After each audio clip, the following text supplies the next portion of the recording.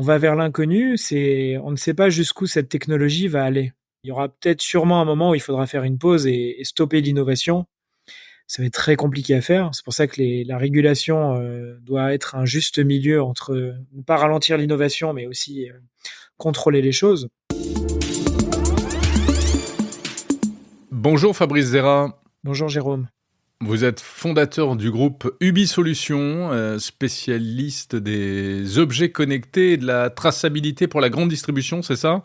Exactement. Donc moi, j'ai créé l'entreprise au démarrage pour accompagner Decathlon sur une généralisation de ce qu'on appelle la technologie RFID. Et on avait créé ces fameuses caisses intelligentes où quand on met tous les articles dans le panier, tout est lu automatiquement et ça permet de payer en quelques secondes.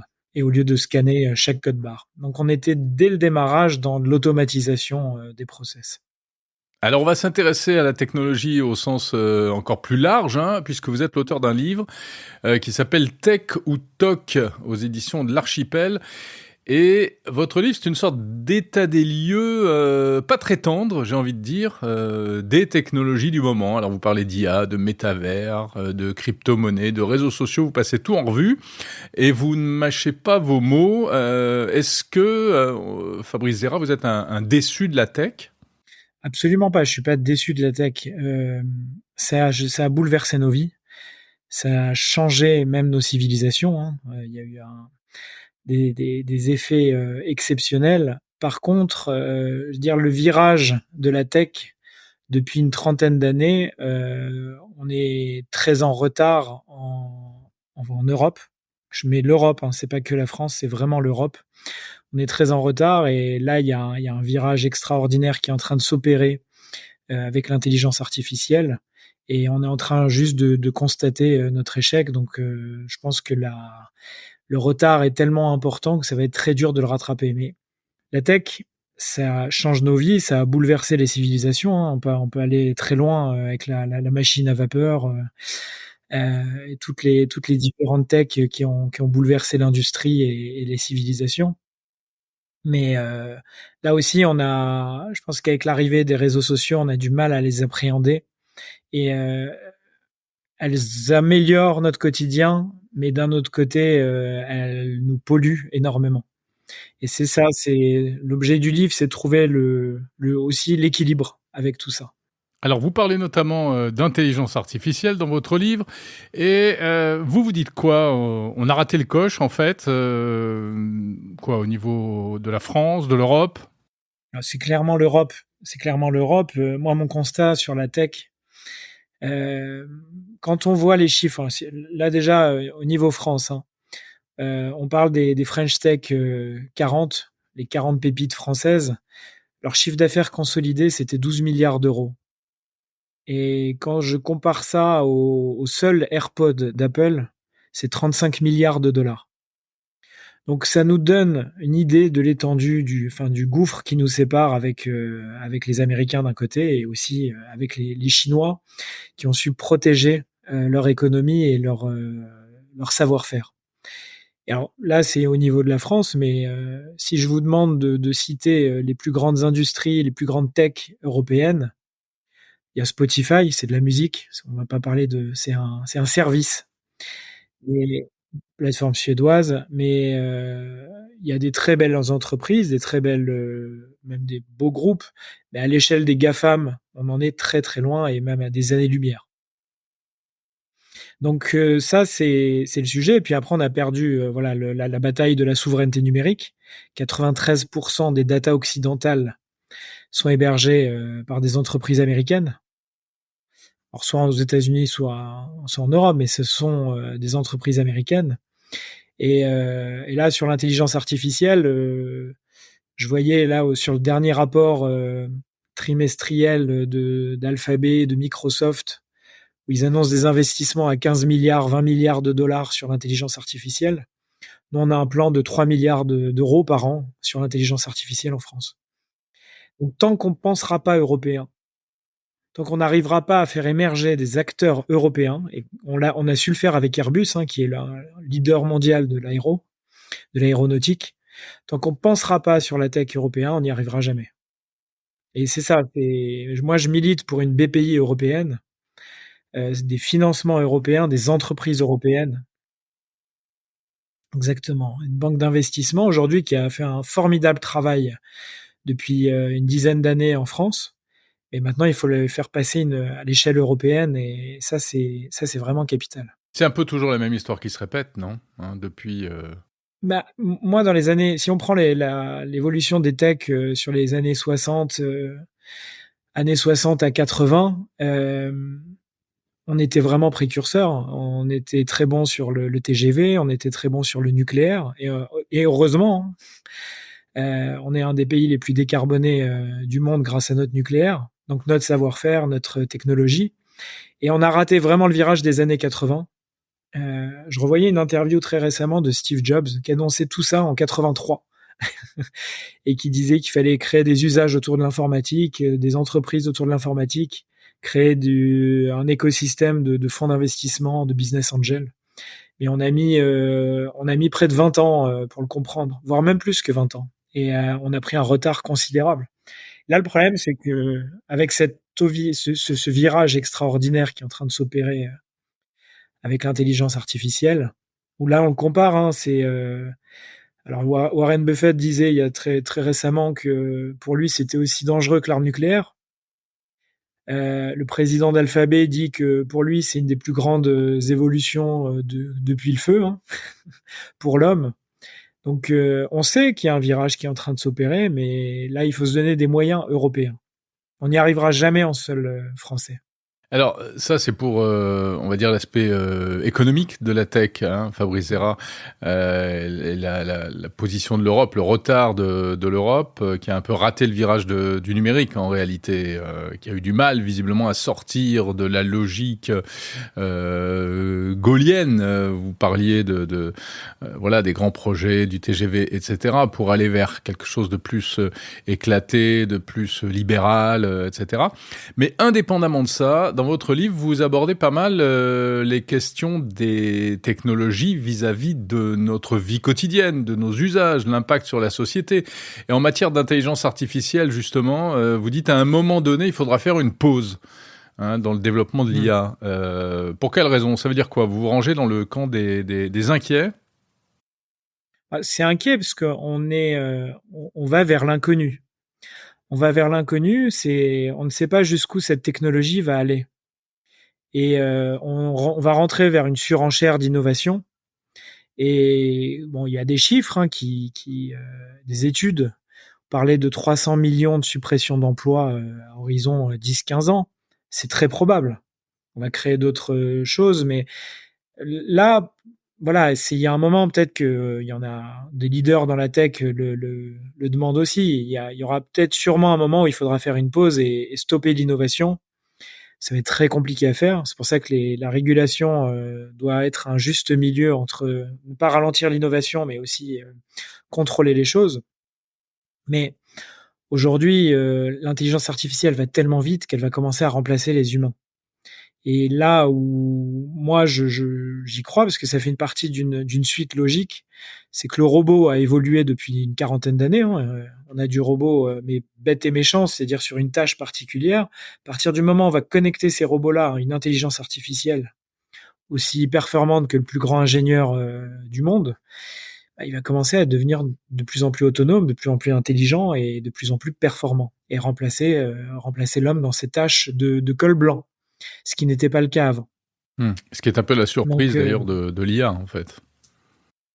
bah, c'est ça, c'est que le robot a toujours remplacé ce qu'on appelait le col bleu, hein. Donc c'était le mécanicien, l'opérateur, enfin voilà, l'ouvrier.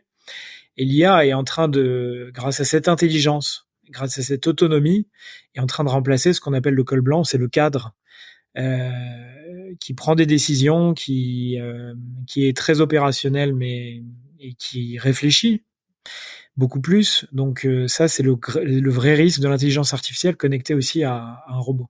Dans le secteur que vous connaissez bien, qui est celui de la grande distribution, de la distribution, donc le commerce, vous voyez déjà l'impact de l'intelligence artificielle? Sur le commerce, On le voit pas spécialement. Après, le commerce souffre assez et pas besoin de l'intelligence artificielle. Et peut-être que l'intelligence artificielle, justement, va lui apporter un plus. Quand on voit le nombre de faillites qu'il y a dans le commerce, c'est pas un hasard. Hein. Donc, notamment, enfin surtout dans le textile, c'est que les habitudes de consommation ont énormément changé. Donc là, peut-être que l'IA, justement, pourra attirer ça et créer de nouveaux usages sur le commerce. Mais évidemment, ça veut dire qu'à partir du moment où on va avoir aussi des robots qui vont devenir autonomes, là, le frein du commerce, surtout dans le e-commerce, c'est le transport du dernier kilomètre. Bah, si on a des robots qui arrivent à transporter de façon pas coûteuse vers le dernier kilomètre, on va avoir une généralisation beaucoup plus forte. Alors c'est une vision pas très optimiste, notamment de l'IA. Enfin, elle est super optimiste. Là, je suis dans le négatif. Après, ça va permettre de faire des choses qui sont exceptionnelles. Moi, je donne mon expérience. J'ai créé avec ChatGPT, j'ai créé un robot pour apprendre à lire à ma fille, à ma petite fille qui a 5 ans. Elle souhaitait faire des exercices et je trouvais très peu de choses éducatives, du contenu éducatif. Donc j'en ai créé un avec le robot. Et en 2 mois à peine, j'ai réussi à lui apprendre à lire. Donc, Ah oui, d'accord. Comment vous avez fait exactement? en fait, j'ai créé un robot donc qui s'adapte. Et le robot, je lui ai dit, voilà, j'ai ma fille qui est en grande section, apprends-lui à lire. Et il m'a créé un programme quotidien de lecture. Et en fonction des exercices donnés, bah, je lui dis, ceux-là, elle a réussi à les faire. Est-ce que tu peux m'en proposer d'autres? Et donc, on y a été pas à pas. Donc, elle a appris à lire, elle a appris à faire des additions, elle a appris à faire des soustractions. Mais il faut déjà savoir lire les consignes, non? Ah oui, bien sûr, je suis avec elle. Ouais. Mais ça veut dire que le robot nous a orientés. Ouais. Là, aujourd'hui, on en est vraiment, enfin, ce que je dis, ChatGPT, on en est au Pac-Man de l'intelligence artificielle, mais il est devenu accessible. L'intelligence artificielle existe depuis une trentaine d'années, enfin, même, voire plus. Hein.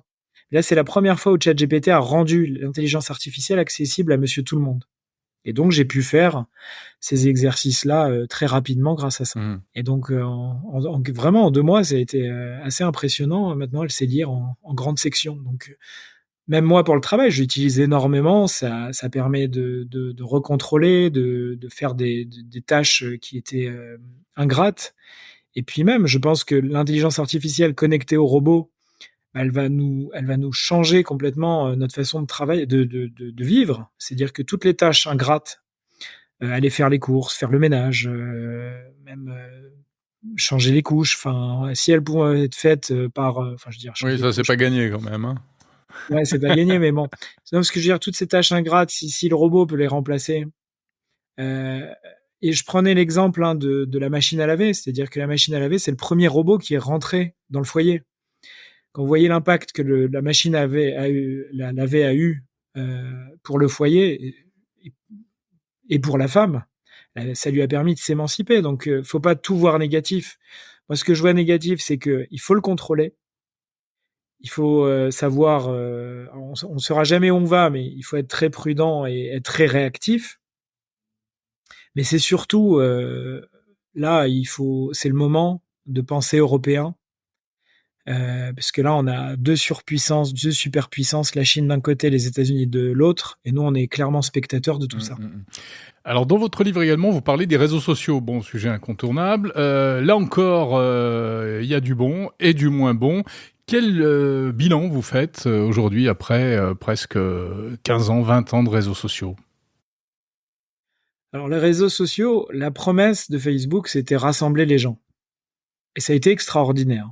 C'est-à-dire communiquer avec tout le monde, n'importe qui et n'importe où dans le monde.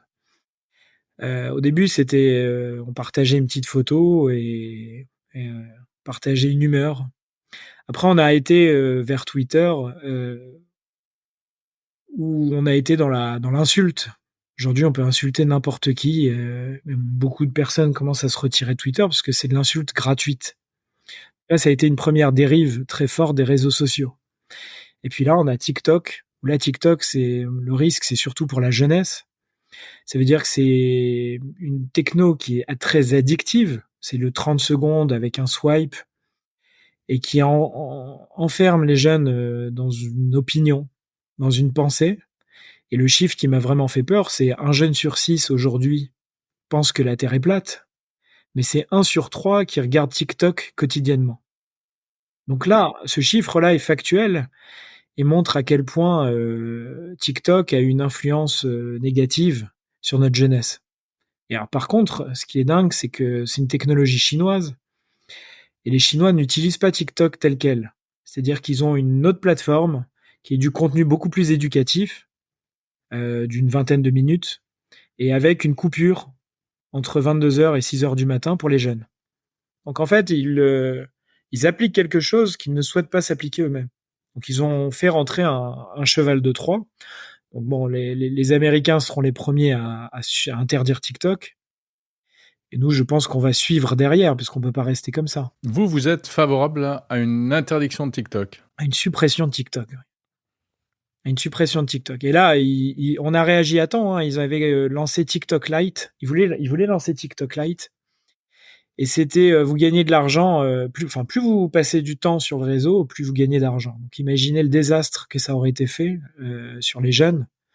Notamment là, aujourd'hui, on essaye de les ralentir sur le temps devant les écrans. Donc ça a été des effets vraiment néfastes. Donc là, on constate les dégâts, mais il faut agir très vite. TikTok Lite a été suspendu, enfin aménagé. Hein. Il a été suspendu pour le moment. Pour l'instant, il est suspendu, oui. Mais c'est vrai que l'Union européenne poursuit son combat contre le TikTok classique. Et en même temps, on sait que c'est pas facile parce qu'on rentre dans une compétition économique internationale. Si l'Europe ou les États-Unis s'en prennent indirectement à la Chine via TikTok, est-ce qu'on risque pas des mesures économiques de rétorsion? Si les Américains le font, pourquoi on pourrait pas le faire? C'est-à-dire, les Américains le font. Ils l'ont pas encore fait. Oui, ils sont sur le point 2. Enfin, c'est sur le point 2, mais ils y vont pas à pas. Là, il y a une loi qui a été votée au Sénat, donc ils y vont. Maintenant, est-ce que les Chinois se sont privés d'interdire toutes les technos américaines? Ils ont suspendu toutes les technos américaines.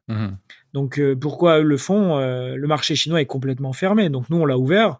Après derrière il y a un chantage, mais derrière si on rentre systématiquement dans ce chantage-là, on s'en sort, on fera jamais rien, donc on subira systématiquement. Après je sais que c'est facile de dire on supprime TikTok, c'est pas aussi simple que ça bien sûr, mais on est en train de vraiment avoir un impact très négatif sur notre jeunesse. Et notre jeunesse, c'est notre avenir. Le récent rapport remis à Emmanuel Macron sur les écrans pour les enfants, qu'est-ce que vous en pensez? C'est tombé après la sortie du livre. Hein. Je ne les ai pas inspirés, mais on en est très proche de ce que je dis. Moi, je voulais interdire les réseaux sociaux avant 16 ans. Là, c'est 15 ans. C'était interdiction même du smartphone avant 13-14 ans. Donc, moi, je pense que les jeunes pour un jeune, c'est trop dur de rester avec un smartphone, de rester avec des réseaux sociaux.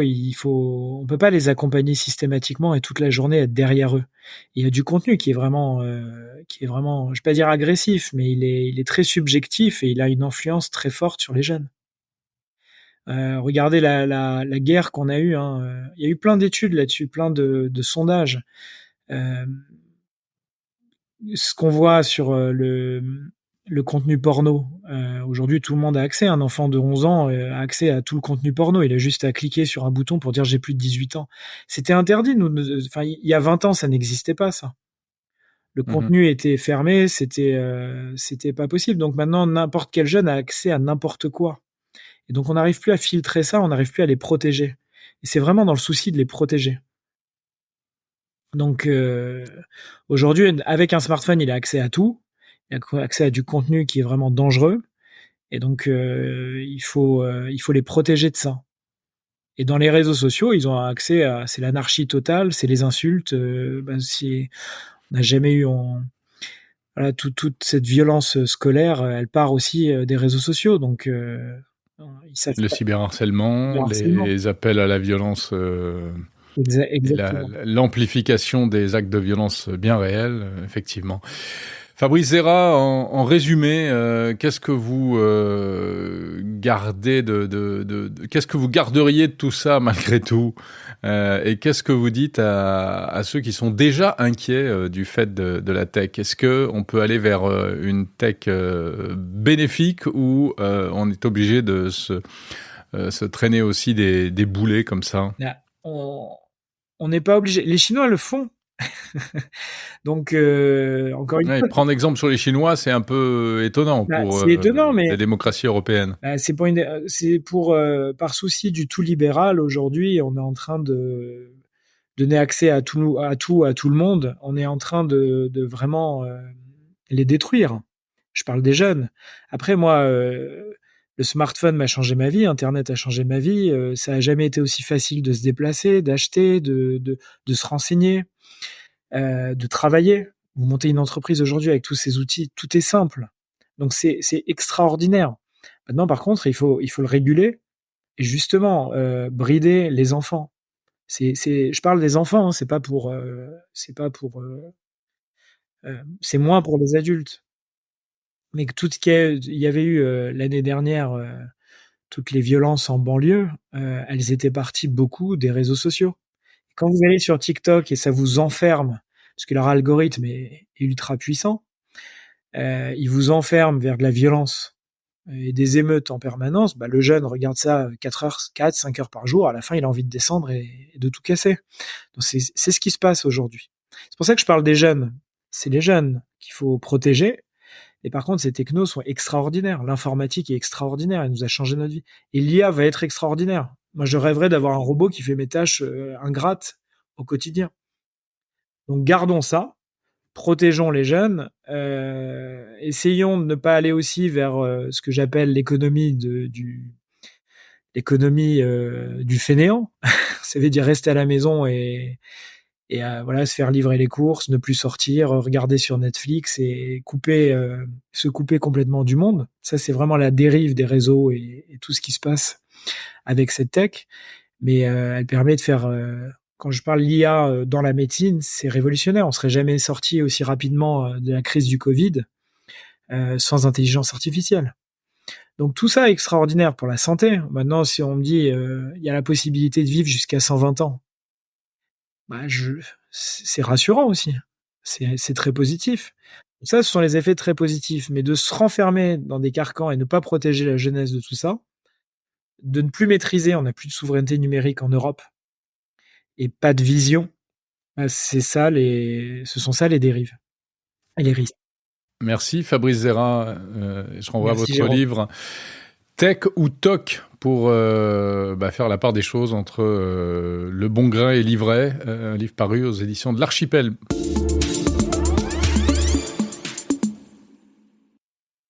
Comme des milliers d'auditeurs, vous avez apprécié cet épisode et vous souhaitez associer l'image de votre entreprise au podcast Monde Numérique, alors n'hésitez pas à nous contacter. Le podcast est un média idéal pour toucher une audience de qualité. Plusieurs formats sont possibles, spot classique, message host-read, contenu sponsorisé. Pour devenir partenaire de Monde Numérique, rien de plus simple. Rendez-vous dès à présent sur le site mondenumérique.info, rubrique Contact, et envoyez-nous un message. On a certainement plein d'idées à partager.